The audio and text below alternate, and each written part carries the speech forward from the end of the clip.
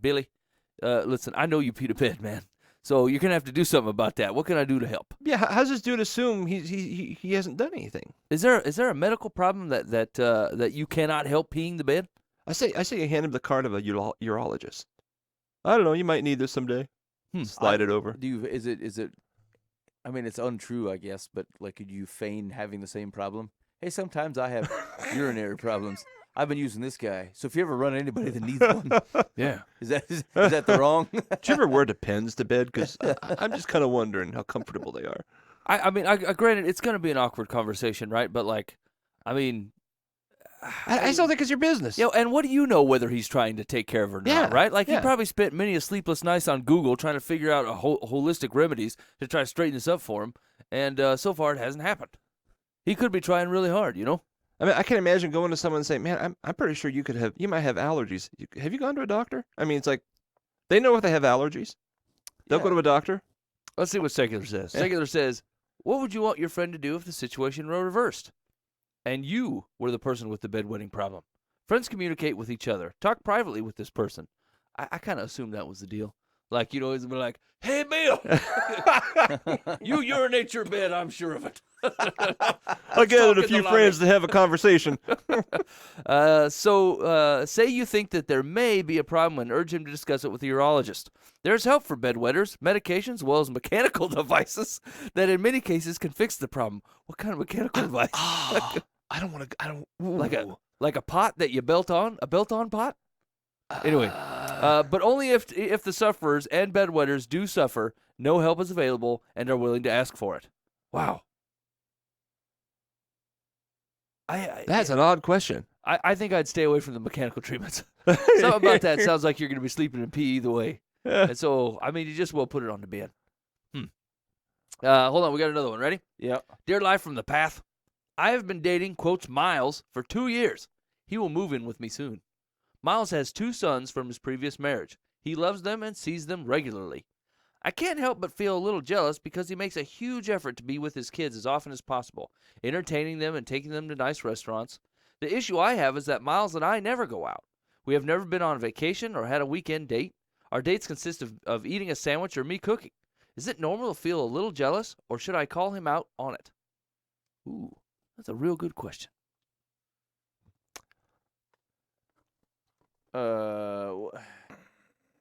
Jealous. I don't think she's mature enough to have this relationship. She's jealous because he loves his children. That seems a little odd. She wants the attention. I mean, I get it. It's human, but Our dates consist of eating a sandwich or me cooking. I mean, is he? The thing is like, is he treating her as the wife that he is calling her? Treating her as the life partner that he's insisting that they are? Right? Like, I couldn't treat my wife that way. Hey, we never go out. Hey, we never do anything. I Make can me a shower the sandwich. kid. Like, I've seen this type of imbalance in a marriage before, right? Where all the attention gets put on the kids, the marriage falls to the wayside, and like that's not the good way to live either. well, he is divorced. We don't know the circumstances there. I mean, is that just a pattern of him? I mean, I don't know. he doesn't treat his women well. I mean, it's possible that he does. It's possible that he's trying to make up for the fact that he's not living with the children, right? And like, that's not actually ultra healthy either. Overshowering the kids with a bunch of attention and trying to gain favor towards one parent's side. That's not really the way to do it either.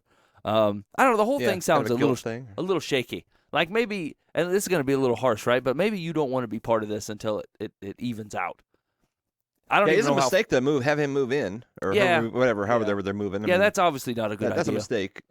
But I mean, you want to promote any of this, and like, you certainly don't want a marriage. You don't want to marry into. I mean, seriously, the dudes are on their best behavior when they are single men. Yeah, you know what I'm saying? Right. And so, like, don't go ahead and marry this guy thinking this will fix later when we marry. Now, I mean, obviously, all guys bring in some type of behavior, they will eventually change. But like, don't think that as soon as the ring is on your finger, all these things are going to magically go away. These guys are on their very best behavior when they're trying to court you. And so if they can't even pull it off while they're dating you and attempting to get you to marry them, I wouldn't expect some kind of magic 8-ball at the end.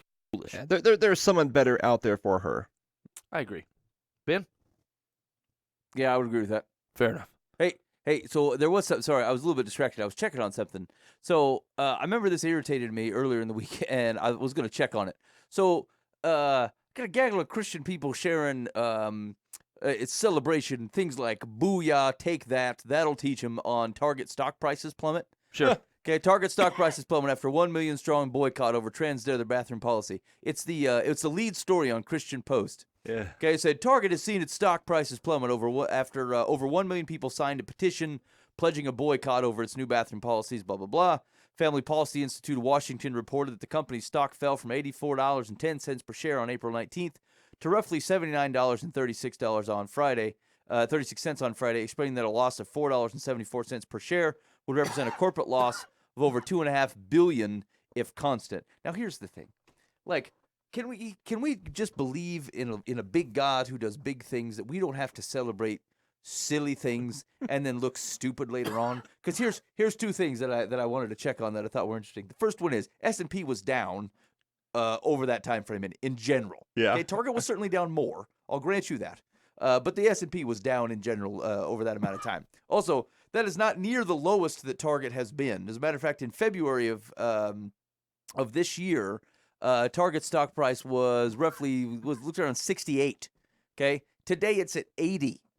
Okay, so I mean, if you think that this, I grant your petition. All right, do what you're gonna do, but let's not act like we've really done something. First of all, they've had issues anyway. They've been closing stores. I mean, yeah. So like retail in general is hurting. Well, so they're actually, so they were, their lowest spot in this year was around February, I don't know, 10th or so, and they had a stock price of 68.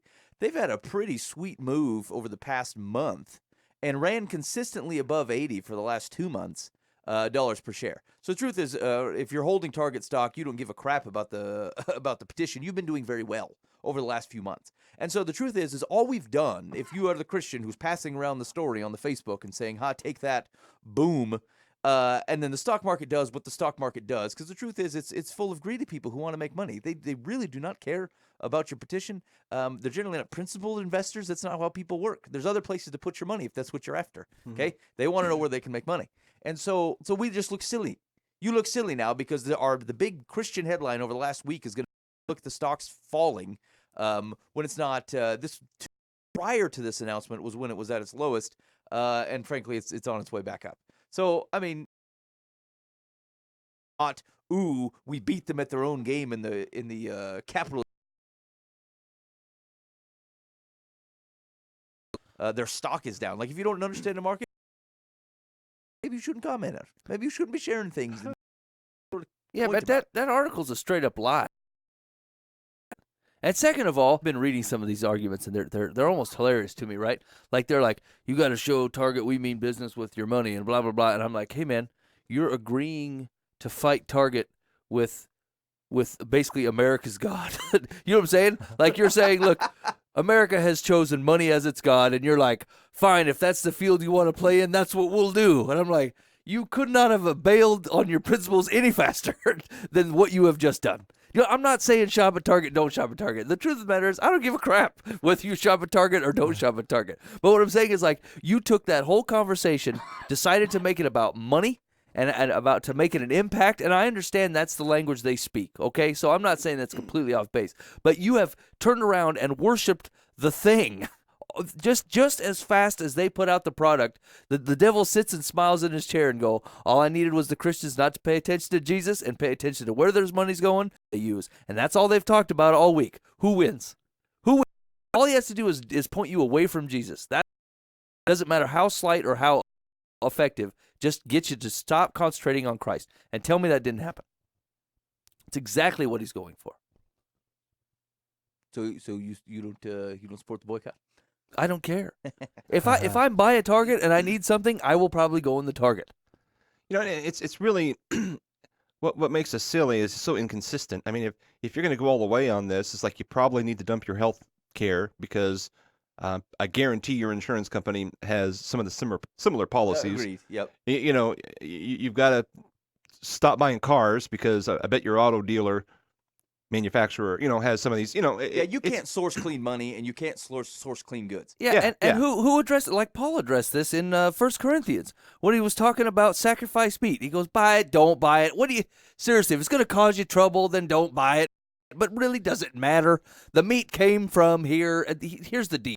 You know what I'm saying? Like, you got to stop calling things holy and not holy, righteous king, and like, you guys want to fight over silly and weird things. And like, Paul came down and eventually said, look, I'd prefer if you didn't even fool around with the sacrifice meat, but if we're looking at it for what it is, it's just meat, right? And like, all of that's the same. Like, it's all the same conversation. You want to fight over balls and strikes, and like, you're missing the picture.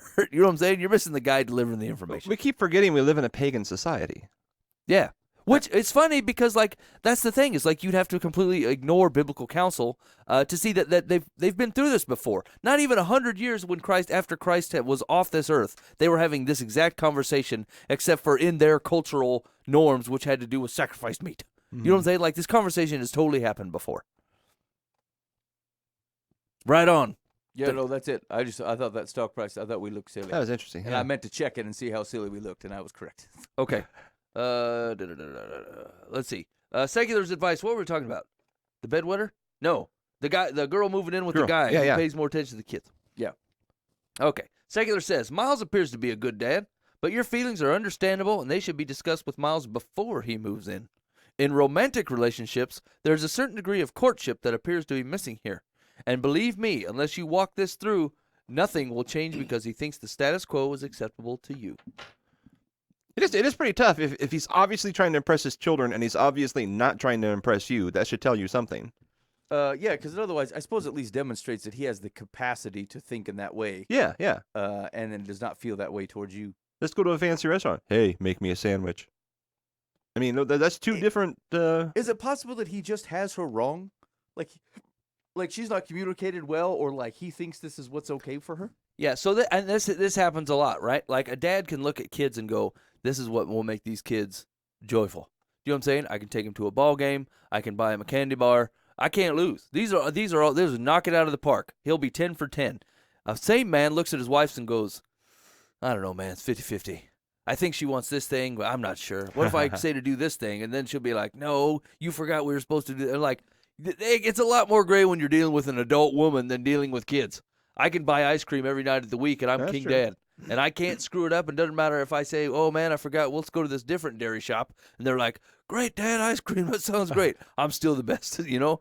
But then a lady, she just, that conversation's a little bit different. It's grayer. And so you got to work a little bit harder and ask a little bit more questions.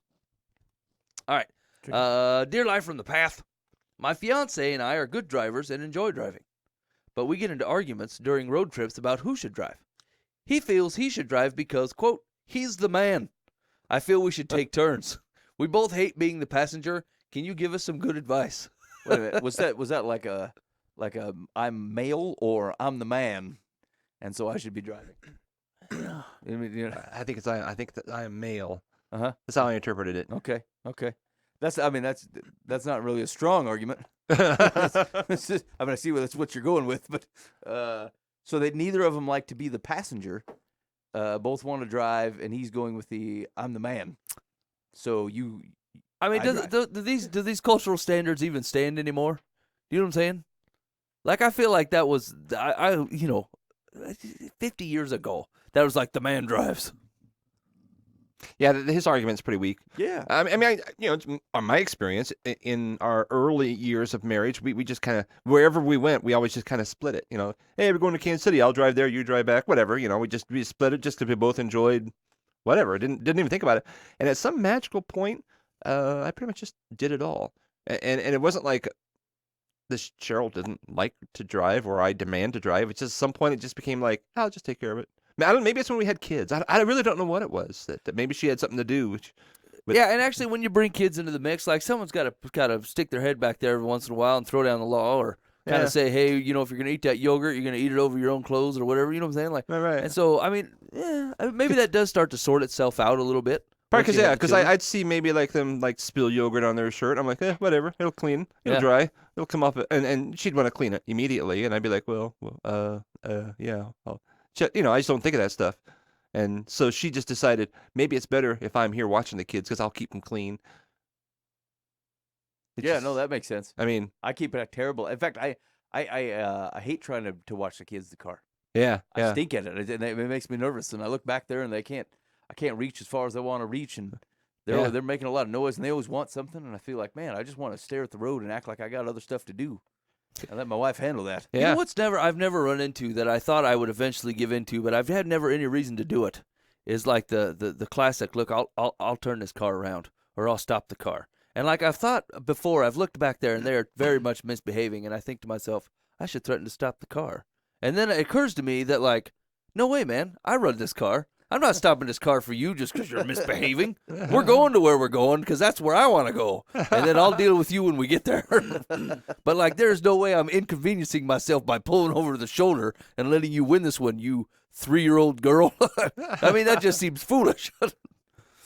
But I know I've had that said to me before. I know my mom used to turn around and be like, I'll pull this car over. I'm like, I win. You know, who's in control of this car? You know, I say things like, I'm driving this car. We ain't pulling over. But I'd hope for your sake that behavior stops pretty soon because my tolerance for it's getting low. I have a friend who did that, though. That I mean, obviously it was a deserted road or something. I mean, they stopped, they put their child out, and they took off. And they left their child just like standing there. Yeah. And went out of sight and then came back. And boy, he was a mess. He was just like he thought he'd been left forever, you know. And boy, I bet modern psychologists would just run you through the ringer. Yeah. You tried to pull that off these days. oh man, The yeah. kid's going to have abandonment issues. Because Yeah. even as I'm saying that, I'm thinking, where would that have been? Where you're just pretty sure no car is going to come and run that child over. I mean, I'm sure this is going to be fine. You know, I actually get kind of nervous with just kids in the front yard. Enough that I pop in and check on them every once in a while. I'm like, I hope everything's still cool out there, you know? Boy. Yeah, I find that I don't have quite the confidence that I thought I had and stuff. Like one of my kids, I mean, I was like certain they're lying to me. You know, like they do something and you say, hey, you did that, blah, blah, blah. And they say, no, that's not what I really did. That's not what I meant to do. I was trying to do this. Or like they say something, you're like, hey, you're trying to yell at your mom or speak to your mom in a disrespectful way. And they're like, no, how I meant for this to be is blah, blah, blah. And I say, no, that's not how you said it. You said it because you're being disrespectful to your mom. And they'll be like, oh, why do you always never believe me? That's not what I said. No one ever believed me. And they're like, I used to think, you know, I'm Dr. Steele, you know. And then there's a moment I think, hey, man, maybe they didn't really mean that. Yeah. yeah. I really put my foot down, stamped the business, and I said, hey, you ain't going to treat your mom this way. And the kid's crying, saying that's not what she meant. And I thought, I can't see inside her head. Crap. and then they get me, and I thought, they're pulling one over on me. Yep. I'm being manipulated by this little beast of a child. It's them ladies, man. And then my resolve doubles. And here's what I assumed is that I'm going to get it right 9 out of 10. I'm just going to know that I'm going to misjudge it 1 out of 10, but I'm going to have to bully through that anyway. Yeah. And be like, you know what? You lying. Or you have a tendency to lie, and so I have no choice but to think that you're trying to shine me on. That's all I know, is you've shined me on before, and so I mistrust you, so I'm just going to assume you shining on. Stop shining people on, and then I wouldn't have to do this. I've totally used the phrase where I said, they said, well, I didn't intend it for it to come out that way. I said, I can't control your intentions. Only you can. And it looks like you intended to be disrespectful to your mother. And until you could get that under control, you could probably go figure it out up in your room. And I'll be able to talk to you better in a minute. They said, that's not fair. I didn't even say anything wrong. I said, that face that you're making right now is enough for me to put you in your room. So either way, you're going up there. That's a win-win. All right, let's see. I don't even remember these questions anymore. We're basically reading the first half and then talking about something else. Something about driving. I don't even care about Oh, that's this. right. Yeah. Oh, yeah. Do you want to hear Secular's advice on this thing? Yeah, the bigot driver. Go ahead. Okay, he says, can you give us some good advice? Blah, blah, blah. Here we go, Dad. The Secular says, yeah, I got some advice. Instead of spoiling your road trip by arguing while you're on the road, have an agreement before you leave about how the driving duties will be shared. See, this is not good advice right here. Because you can't just take a disagreement that happens in one area and assume it will not be a disagreement because you had it beforehand. Right? Like if I'm going to disagree with you anyway, just because I had the conversation prior to the event does not mean it will not still be a disagreement. So far this advice is terrible. It says have the agreement before you leave about how the driving duties will be shared. Because sitting in the passenger seat can become boring after a while. Some couples split their trips into equal shifts. Thank you. We wouldn't be able to figure that out on our own. Others agree that one spouse will drive to the destination, the other will drive on the trip home. It has less to do with who's the man than with fairness. Now, hold on a second. Do you recognize that the basic nature of her advice is dear secular, we disagree. My advice is agree. That's her recommendation. It's just she just shifted the time frame. So don't disagree in the car. Agree beforehand. Yes, helpful. Yeah, that's Way to work that out. Thank you. Do you have any more direct advice that I'm having a hard time following? Holy cats. Okay, let's do one more, and then actually I think I got some Pope-style advice. Okay. Dear Life from the Path. Holy cow, there's a picture of a man abs on this website. Creepy. I am 54. My daughter is 25 and married with 2 kids. Her dad and I have been divorced for almost 10 years. 3 years ago, I met a wonderful man. After dating for about a year, we were married. It's been heavenly. I love my life. My problem is my daughter. She's angry that I remarried. She told me she should be first in my life. She no longer calls me mom and now calls me by my first name when she talks to me, which isn't often. I am no longer allowed to be around her or my grandchildren. I am heartbroken. I feel like she expects me to choose between my husband and her. Life from the Path, she is married and has her own family. I was very lonely until I found happiness. I don't want to be cut out of her life, and I have no intention of leaving my husband. Please tell me what to do. Heartbroken. Ooh, wow. Is it possible that when she was younger, you kicked her out of the car and left her there to teach her a lesson? Why is she acting this way? I don't understand. She should be first in my life. This is a good way. If she's parenting the same way that she expects her mom to parent, she's going to produce some very screwed up children. And if I'm her husband, I at least feel slighted here. Yeah, no doubt. really, really. And grandma wants to know what she should do. Yeah, Yeah. Grandma's getting the shun. There's nothing she can do. No. I mean, her daughter is immature and selfish. Yeah. I mean, here's the deal. Like, I just went through this problem with a guy today, right? When you look at a situation and you perceive the problem correctly, there's no amount of thinking about it or imagining 50 different scenarios is going to change the fact that you already know what happened. You already know what's going on here. You're looking at it correctly, and you think this is the only thing that logically makes sense. That's probably it. You know what I'm saying? So there's no reason to, like, torture yourself, ask 15 other people, try to make something different than it is. It is what it is, and what it is that your daughter is unreasonable. Obviously, she's having a hard time. She has a different problem than the problem she's accusing you of. Like, it's not even true. Like, it's stupid, and you know it's stupid. And no amount of you begging, pleading, asking for advice is going to change the fact that your daughter has a stubborn change of heart. If you were a praying woman, I would suggest you pray about it, because Jesus makes those kind of moves. But your logistical moves, they're not going to do anything. It's not going to change that situation, and there's no behavior on your end that would make this any different. And you know that. No, that's true. I think sometimes we call it hope, but really it's just silly.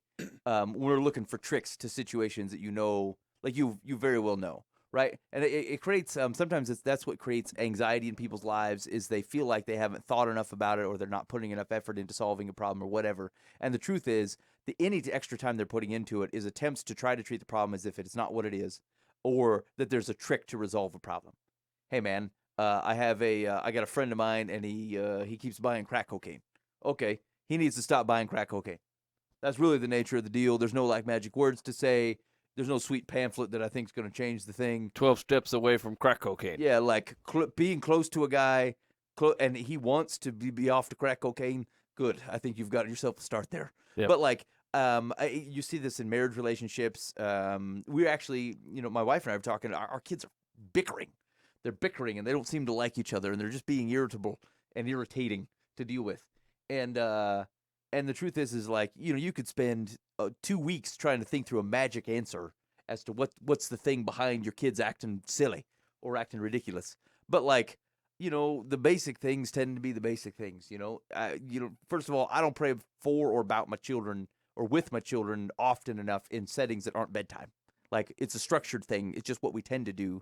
But maybe not in reaction to what's going on in their lives. It's what I would do in any adult life. Yeah. But I'm not solving problems the same way I would in my own life or in someone else's life, in my kids' lives. And okay, it's not a trick thing. It's not I need to find 15 counselors to tell me that's how I solve problems, and I'm not solving problems that way.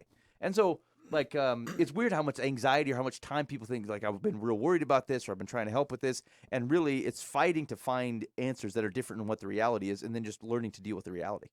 Yeah. I tell you what, talked to one of my daughters today, and she looks at me with this sad, solemn face, and she says, "Mom said she was going to put us in our room forever." I'm like, what did you guys do? That is outrageous and bold. And I said, I composed myself, and I said, what were you guys doing? Well, we were fighting with each other, and we were being ridiculous. I said, forever's a pretty long time, but I feel like your mother was justified. I said, did you apologize to her? She goes, yes, we did. I said, well, great. Seems like you guys got that straightened up then. But I thought, man, I don't know what you've done to my sweetheart of a wife that she has said, I'm going to put you in your room forever, but you have done something that has tipped the scales completely the other direction. Oh, man. All right, Secular says, for your own emotional well-being, accept that you have an immature, selfish, resentful daughter who is determined to punish you for going on with your life. Much as you might wish to, you can't change another person. You can, however, change yourself by looking straight ahead and toughening up your hide. Toughening up your hide. That your daughter would punish her children by depriving them of their grandmother who loves them for the reason she has is disgraceful. My advice is to move on, and if you're stuck, talk about it with a licensed mental health counselor. Yeah, okay. Whoa. Yeah, I mean that's basically what we said. You know what I'm saying? You can't change a bunch of stuff in folks. You gotta let that go sometimes. Yeah. Okay, so we got some Pope style advice coming up, and if you don't know exactly what the Pope style advice is basically someone down at the local pub, which I may or may not frequent. It's not part of the story. Okay, so leave that part out. But someone down at the local pub has accused me of being the Pope. And he's went and told a bunch of people about town, and they're like, hey, the Pope's in town. We should go hear him speak. So now I got 1,000 people on my lawn that are demanding that I come out and give some kind of advice that applies to them and me both, but enough that they can take it, they can apply it to their lives, and then they can move on and get off my lawn so they can continue living a Christ-honoring existence. And so the Pope-style advice today, actually I've been talking about this with multiple people over the last couple of weeks, and it has to do with fences. Most people's problem with the Christian religion. In fact, I got accused of being in a cult today by someone that I know. Really? Right? Like, I haven't seen him in probably 5-10 years or whatever, and he's like, I heard you're in a cult. I said, what? He goes, yeah, you have some kind of church that you go to that's in a cult. I said, well, I mean, apart from the puppy burning, I don't understand where you get this information from. And then he laughed, and I thought, okay, the conversation's gone. But he goes, no, you had some kind of radio show about Jesus and cultish behavior. I said, it's the Jesus part that you got right. The rest of it, I don't remember what you're saying. What part do you think I'm in a cult, you know? Anyway, we talked about it for a little while, and it went away. I don't know. It wasn't a good conversation. There was no fruit to be had. But long story short, most people's problem with Christianity as a whole, from what I can tell, the people that don't know Christ, and they're like, look, it sounds like a bunch of rules and a way that I have to change my lifestyle where I lose all my freedom. I don't get to do these things. I don't get to participate in the things I want to participate, blah, blah, blah, blah, blah. And so I've been kind of milling that about and thinking about it and talking it over with some people. And really what I've come up to is like what it all comes down to is what you decide that you actually want to do with your life, right? At the very core of my existence is I want to follow Jesus Christ, right? There are certain behaviors that I can't be a part of if that is my end goal. And so I've set up fences in my life to keep me where I ultimately want to go. So there are times when I'm faced with choices where I can go, I want to follow Jesus Christ, or I can do this. And I actually do want to do the other thing. Like there's parts of me that want to go, actually, right at this moment, I want to do this other thing that I'm thinking about doing, you know? But the fences are there to keep me true to the thing that I know is true about me. Where it takes some of the situational things out of it, where the flesh part of me will decide that it wants to do something or not follow Christ in this way. That's where the fences show up. And like some people get really upset about the fences. And here's the deal, and this is what I love most about them, is they're fences that I've actually put up. I constructed them, right? It's not that Jesus said, this is where you shall go no farther. I just know that I want to follow Jesus Christ with my life, and I put these fences up myself so that I would do that because I know at my core that's what I want to do. And so I think if I had to boil all that together, I would say here's my Pope-style advice is like sometimes we point to the Pharisees in the Bible and say those guys had it way wrong. They lived a more religious, lifestyle and not a relationship with Jesus Christ, and they weren't following with truth and love. They were following with rules and regulations. And the truth of the matter is, what they did is they worshiped their own fences. And so putting the fences up are not a bad thing. You just have to make sure that your worship ends up at Jesus Christ where it belongs. Those are the reasons for the fences. The fences are there if you put them there, if you want them there, and if you tell your community about them to say, hey, listen, I've set fences up here and here and here. If you see me bucking against that fence a couple times, I need you to help me get back where I belong. Right? And so there's nothing about being a Christian that has to do with stealing your freedoms, right? There does the parts that I've given up some of my freedoms because I shouldn't have them, because I can't control them, or it's not something that I find to be God honoring, and it's just not something that, it's not how I want to live, right? So any fences or any restrictions I've made are restrictions that I've installed because ultimately I just want to follow Jesus Christ. Yeah, actually, that's interesting the way that you worded that, because like really it's like saying that manhole covers are freedom restrictors. That's right. I want to fall down this manhole, and you guys have stopped me at every pass. All I want to do is live a life of falling down in the sewer, and you know what? The man come along and cover up all the holes, and I've had enough. Yeah, I mean, I suppose if you want to be a real purist about it, yeah, we've restricted your freedom to fall your stinky hide into the sewer. But if that's what you're holding on to, I suppose good luck with your life. Yeah. But if you're being honest about the fences or things that otherwise come along with following Jesus, they're things that otherwise I would agree to, so that the freedom that I have is lived out in the way that I wish. But because I don't want to fall down, into the sewer. Yeah. And so I restricted my own freedom by putting a manhole cover on there. Yes. Well, yeah. And so like, you know, I've always kind of thought through my head what my real problem with the Pharisees were. Like I'm so used to, when I was growing up, it was black hat, white hat, right? The Pharisees are black hat, Jesus is white hat, and that's the story. And like as you got older, you'd read those stories and go, I don't know, these guys are holding God's word in high esteem. They're just trying to make sure that God's word is followed. It seems like they're doing okay. Jesus says their heart's not in the right place, but I mean, on the whole, you know, they believed in the God of Abraham for X number of years. Some guy just shows up and says, I'm the Son of God, and they're like, I don't know about this, man. I'm not buying it, you know? And so, like, I get it that they miss Jesus, right? And I get it that their hearts were not heading the right place, but mostly, like, of all the things that we try to attain behavioral-wise, I'm like, boy, they're doing a pretty good job.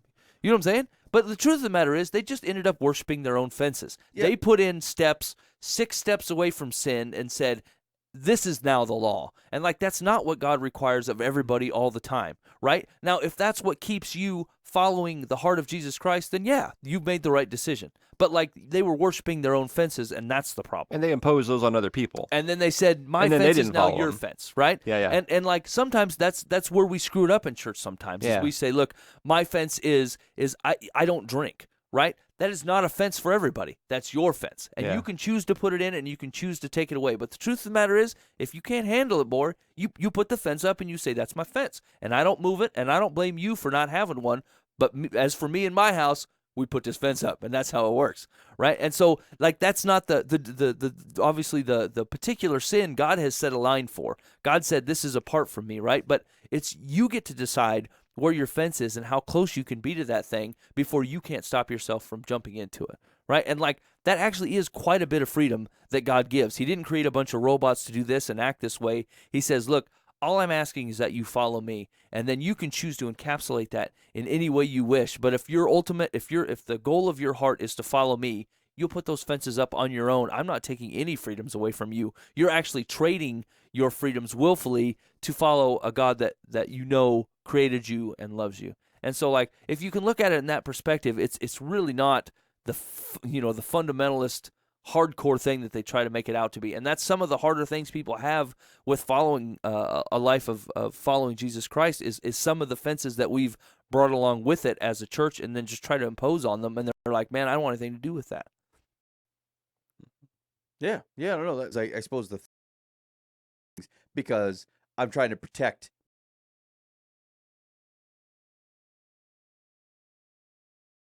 I'm trying to be defined by our fences.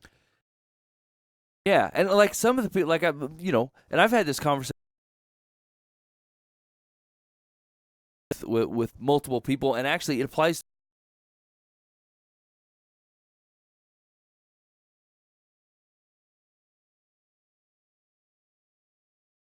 Chance for me to say I looked sin in the face and then I kicked it and I said I win, right? But the same thing.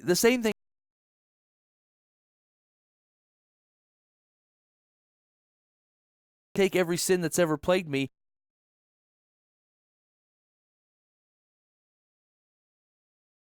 I'm going near it, and I don't have any problems, and that's a win too. It's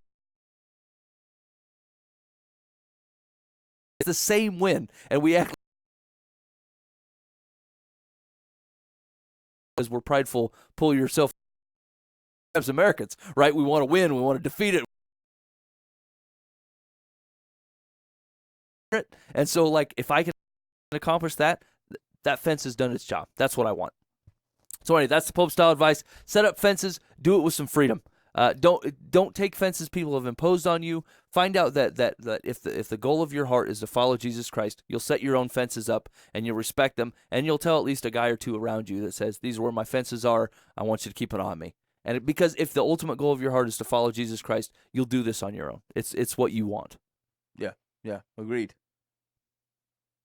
All right, hey, you guys want to take a quiz? Yeah, definitely. Hold on. Hold on. I'm looking at my list of quizzes to see who did what's the worst one. All right, here we go. Titus.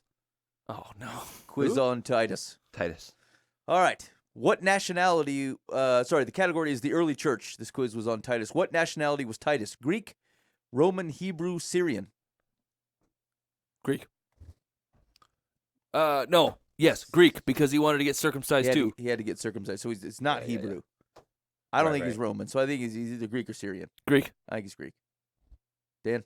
I'll go Greek. I was between Greek and Syrian too, and I'm like, I'll go Greek. Okay, number 2. When Paul went to Troas to preach and Titus was not there, he had no rest in his spirit and went from there to Galatia, Macedonia, Thessalonica, Ithaca. From where? Dang. I don't remember anything I can look up. Titus is going to be difficult. When Paul went to Troas to preach and Titus was not there, he had no rest in his spirit and went from there to Galatia, Macedonia, Thessalonica, Ithaca. Ithaca. I think it's Thessalonica. Dan? Yeah, I think it's a Thessalonica too. All right, it's good enough. 3. Paul was comforted by the coming of Titus to Macedonia, and also because the Corinthians longed for Paul, were deeply sorrowful for Paul, had ardent concern for Paul. This is about Paul. All of the above. Yeah, man, how could you have 10 questions on Titus? Yeah. It's like, because Titus was there, you can ask Paul questions. I'm going to go with all of the above. He was comforted by the coming of Titus to Macedonia, and also because the Corinthians longed for Paul, were deeply sorrowful for Paul, had ardent concern for Paul. All of the above. Ardent concern. Oh, I'm feeling like a real dummy. I'm going with D. You can't lose. All of the above? All of the above. Sounds good to me. All right. 4. In his second letter to the Corinthians, Paul told them that his desire for Titus was that he return to Troas with him and finish the work that Paul had started there, that he return to Corinth and finish the work that he had started there, that he journey to Macedonia with Paul, that he should be put out of the church until he repented. I think we can eliminate that one. Rough times. Oh, Yeah, man. These are tough geographical questions. That's stuff that I skip over. I'm like, you come with me to blah, blah, blah. I know, I do the same thing. Give me the skinny, Paul. Tell me how to live my life better. I don't care where you're going. Macedonia. Yeah, I got nothing. All right, Dan, let's call that an agreement. 5. Who were the two other men that traveled to Corinth with Titus? Hold on. Are we sure that we don't want to amend number 4, that he returned to Corinth and finished the work that he had started there? Fine. Corinth. Okay, we're changing. 5. Who were the 2 other men that traveled to Corinth with Titus? They are not named. Barnabas and Silas, Mark and Luke, Apollos and Cephas. No. 2 other men that traveled to Corinth with Titus. Barnabas and Silas. Okay, I don't think it's Mark and Luke, and I don't think it's Apollos and Cephas, and Right. It's either Barnabas and Silas or they are not named. Well, it said Titus went to, what does it say? Traveled to Corinth. Titus went to Corinth with 2 unnamed individuals. That don't sound familiar. Oh, yeah, it's Barnabas and Silas. All right, let's go with that. 6. How did Paul describe Titus to the Corinthians? The messenger of the churches and the glory of Christ? Our dear fellow servant, who is for you a faithful minister of Christ?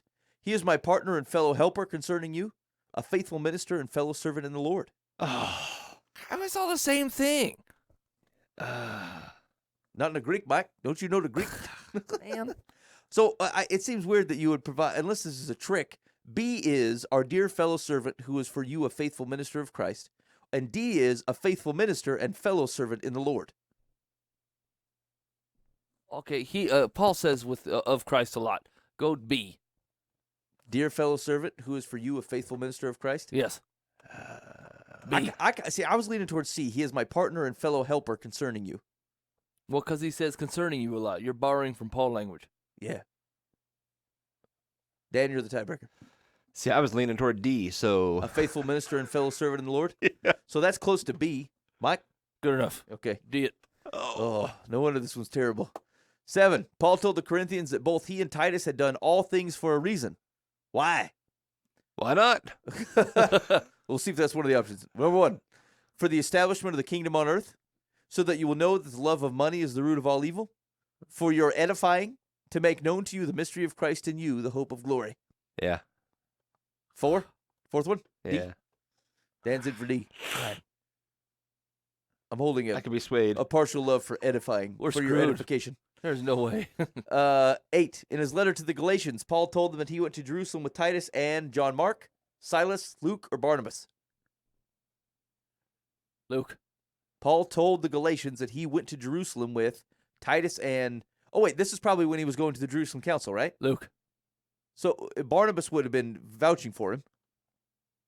John Mark, Silas, Luke, Barnabas. Luke. Nice, Barnabas. Yeah, I don't remember him ever saying anything about going with Luke. Luke. Well, although Luke wrote Acts. They were together. Is it before they split or after? Luke. All right, Mike. We're going with Luke. I think it's Barnabas. Good decision. Number 9. In his letter to the Galatians, what was the issue that Paul used Titus to illustrate? The miraculous provision of God for the believer, the necessity to tithe, freedom from the need to be circumcised. C. Yeah, the judgment of God on the unfaithful. I agree. Excellent. That's the only one we're confident on. Yeah. Take a man who's got part of his penis whacked off, and we're like, yes, I Yes, remember that. I remember that one. I remember that story. That was dear to my heart. In Paul's second letter to Timothy, what did he say had happened to Titus? Titus had forsaken Paul because he loved the present world. Titus had been in prison for preaching the gospel. Titus had gone back to his hometown as John Mark had. Titus had gone to Dalmatia. 2. Prison. Reread Titus. No doubt. This is I think he convicting. went back home. Forsaken Paul, been in prison, gone back to his hometown, gone to Dalmatia. Dan, you're in for hometown. I'm in for home. Mike, No, prison. Titus had been in prison for preaching the gospel. I don't remember that at all. Dan seemed more confident. Going hometown. I don't ever speak without confidence. I was confident in what I said. All right, here we go. Okay, what nationality was Titus? We said Greek. That was correct. Right on. All right. When Paul went to Troas to preach and Titus was not there, he had no rest in his spirit and went from there to, we said, Thessalonica. That is incorrect. Correct answer is Macedonia. Yes. Paul was comforted by the coming of Titus to Macedonia and also because the Corinthians, all of the above. Yep. That is correct. Excellent. In his second letter to the Corinthians, Paul told them that his desire for Titus was, we said, that he returned to Corinth and finished the work that he had started there. That is correct. Question 5. Who were the other 2 men that traveled to Corinth with Titus? We said Barnabas and Silas. That is incorrect. They are not named. Hey, read the reference. 2 Corinthians 8, 16 to 22. Hold on. I'm pulling it up. Okay, hold on. I got to switch to a decent version here.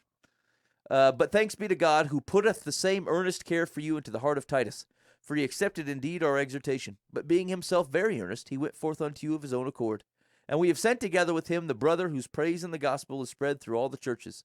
And not only so, but who was also appointed by the churches to travel with us in the matter of this grace, which is ministered by us to the glory of the Lord, and to show our readiness. Avoiding this, that any man should blame us in the matter of this bounty which is ministered by us. For we take thought for things honorable, not only in the sight of the Lord, but also in the sight of men. And we have sent with them our brother, whom we have many times proved earnest in many things, but now much more earnest, by reason of the great confidence which he hath in you. No wonder Peter said the stuff he said about Paul. It didn't make no sense at all, Yeah. man. What? I mean, was the guy named or not named? I don't know. I don't know. It seems like they know who he is. He's got a name. Yeah, it was two guys. One was the brother whose praise in the gospel is spread through all the churches, That's You Barnabas. know. and the other guy, who was also appointed by the churches to travel with us in the matter of this grace. Silas. Definitely Barnabas and Silas. Yeah, no, they're going to count that one wrong. Here we go. How did Paul describe Titus to the Corinthians? We said a faithful minister and fellow servant in the Lord. That is incorrect. He is my partner and fellow helper concerning you. 7. Paul told the Corinthians that both he and Titus had done all things for a reason. We said to make known to you the mystery of Christ in you, the hope of glory. That is incorrect. It is for your edifying. Man. Question 8. In his letter to the Galatians, Paul told them that he went to Jerusalem with Titus, and Mike said, Luke, that is incorrect. It is indeed Barnabas. Man, Luke was right on. Barnabas. In his letter to the Galatians, what was the issue that Paul used Titus to illustrate? Said freedom from the need to be circumcised. Wham, bam, that is correct. Yes, yes, sir. And question 10. In Paul's second letter to Timothy, what did he say had happened to Titus? We said Titus had gone back to his hometown as John Mark had. That is incorrect. The correct answer is Titus had gone to Dalmatia. Well, he wasn't in prison, like I said. We answered 4 out of 10 questions Oof. correct for a score of 40%. This quiz has been taken 6,425 times since December 2004, and the average score of the quiz was 49%. Oh, Is this the first time we did below average? There I can was remember. one other one that we went below average, but most of them, yeah. Yeah, that's not good. That's terrible. well, you've been listening to Live from the Path on livefromthepath.org. You came here for Titus information. You took a left turn at Albuquerque. Yeah, right. This ain't the place. I need to get my LTG going again. Man, I'm Yeah. obviously not reading my Bible enough. Not Titus in a while. All right, you guys want to do one more? do one more. Okay, hold on. Stay out of the book of Psalms. I don't need to fail twice in a night. Let's see. Do end time prophecy. Okay.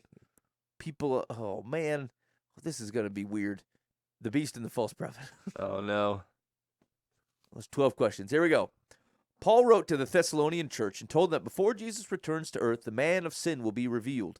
He will exalt himself above all that is called God or that is worshipped, and put to death anyone who does not worship him, introduce the sacrifice of pigs into the synagogue, sit as God in the temple of God, rebuild the city of Babylon. Rebuild the city of Babylon. I think it's sit as God in the temple of God. Crap. I agree. Because that was one of the that was the pig. What? No, I think it's a claim he makes. I think he's going to sit as God in the temple. That was one of the things from Thessalonica about the Antichrist.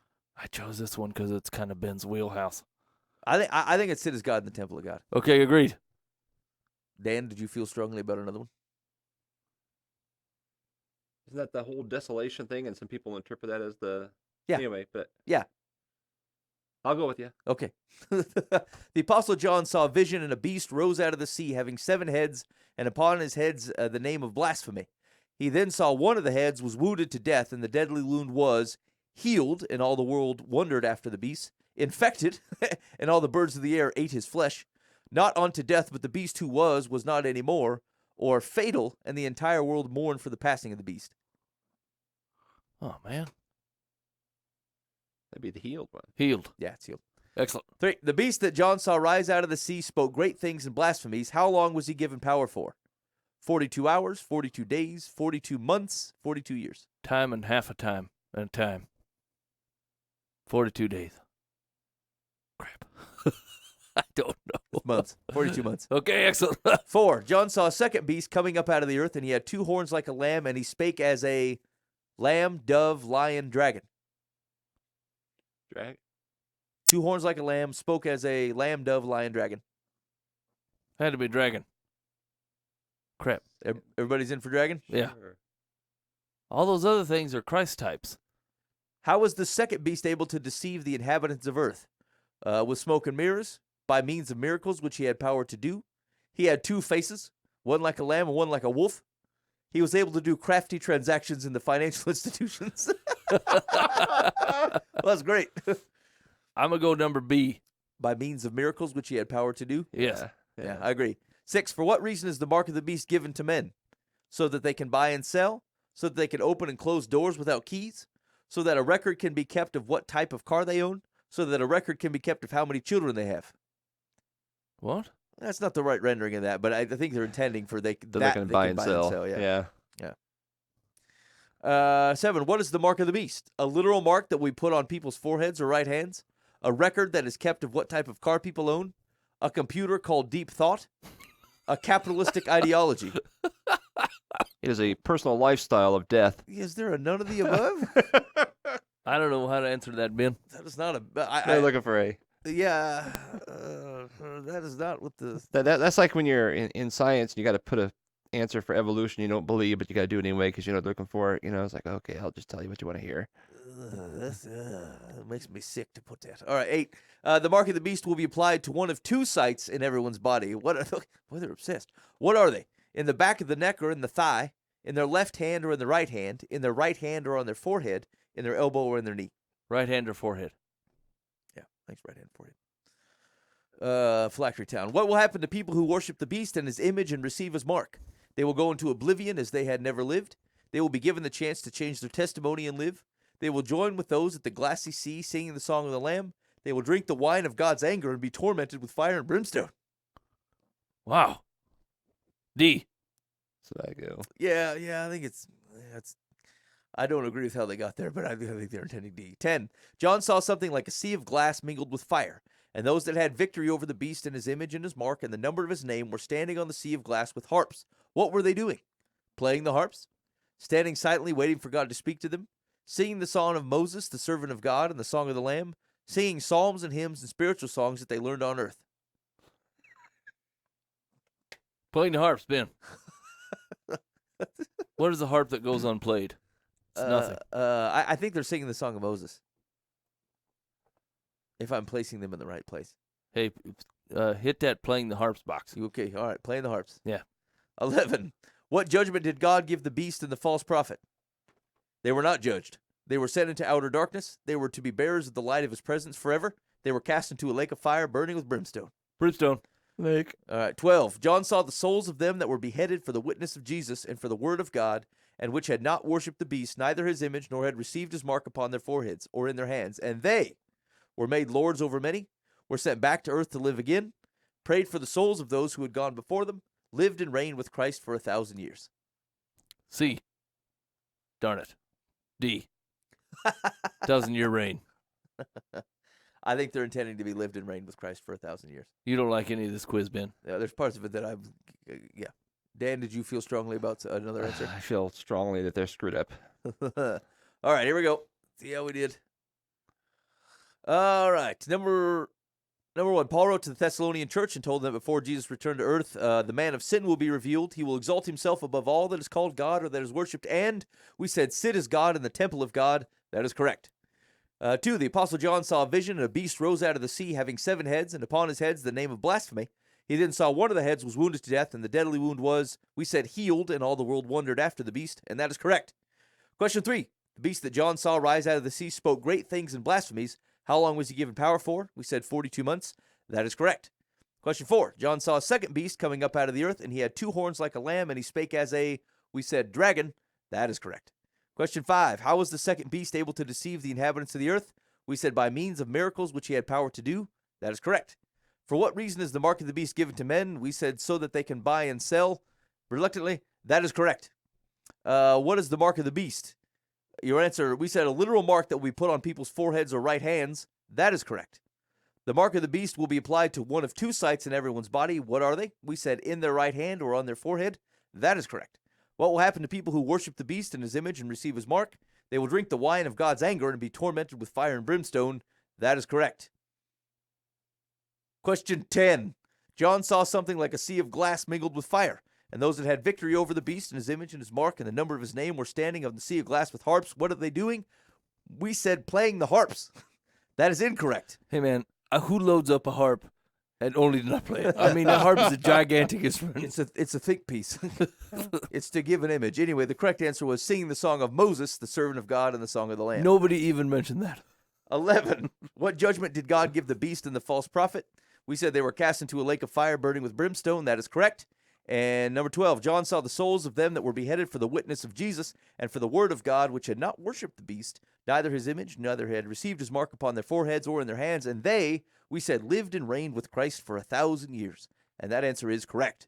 We answered a total of 11 out of 12 questions correctly for a score of 92%. Quiz has been taken 18,970 times since October of 2006, and the average score for the quiz is 81%. We did good, even apart from that heart misstep. I'm not sure who to blame there. Hold I on. think we should all Hold on. accept a certain amount of Hold on. disappointment. Click that heart box, Ben. Click that heart box, Ben. Hey, listen, I'm just saying I think we should all take this time to reflect on why we didn't get that answer right. I don't want to place any blame. All right, you've been listening to Live from the Path. Hey, I'm pretty sure Silverside's in next week. Is it next week? Yeah, hey, and other stuff going on. Arendale's coming out with a new album. You see that? I saw that. He's got his album tucked up. Keep an eye on the Facebook. Go look for Jeff Arendale Music Ministry, and he's got a CD release party coming up. You can go check that out. I actually been trying to get a hold of him, but every time I walk out my front door, I'm like, hey, Arendale. He doesn't ever say anything back. Yeah, he's like that. He's hard to get along with at my house when he's not there. Yeah. Like he's never where you want him to be. You always want to talk to him, and he's not about. Yeah. Anyway, so you check that out. And also, Wayne Stewart's got some new cuts that he's passing around the Facebook. I saw a little bit of that on Reverb Nation. Seemed pretty decent. Yeah. So check that stuff out. And Chris Akers got his album done yet? no, I think he's still working on it. Okay. So it was mostly funded, but not completely. I think you might even be able to still get in on that. So if you're not following Chris Akers on the Facebook, go find him, and you can contribute to get his album finished. So yeah, lots of sweet tunes coming from some good friends of the show hanging around. So I think Silverside's in next week. Mending Hope's coming up just a little bit after that. And sounds like new tunes from Wayne Stewart, Chris Akers, and Jeff Arendale. Yeah. So check all that stuff out. You can give us an email at info@livefromthepath.org, or check us out during the week at livefromthepath.org and see past clips from the shows, previous quizzes, and various odds and ends that are going out there. Beyond that, I think we're ready to split. You guys have a wonderful night and be faithful to the means. God will handle the ends. You've been listening to Live from the Path.